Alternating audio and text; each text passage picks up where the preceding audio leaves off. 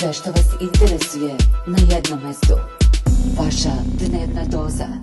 Prijavite se. Društvene mreže su se ovog vikenda usijale od tvitova i postova na temu legendarne proročice iz Bugarske, Baba Vange.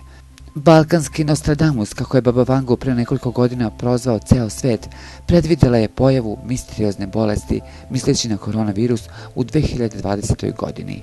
Tada je, govoreći o užasnoj pošasti, naglasila da će se moćni predsjednik također razboleti.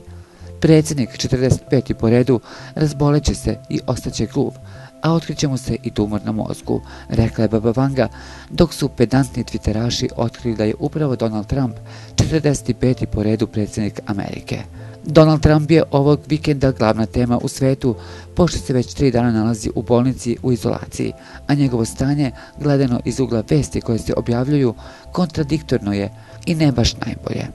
Što se Baba Vange tiče, ona je za ovu godinu predvidela i zastrašujući tsunami, koji se na sreću još nije dogodio, a rekla je da će biti navodno atentat na ruskog predsjednika Vladimira Putina.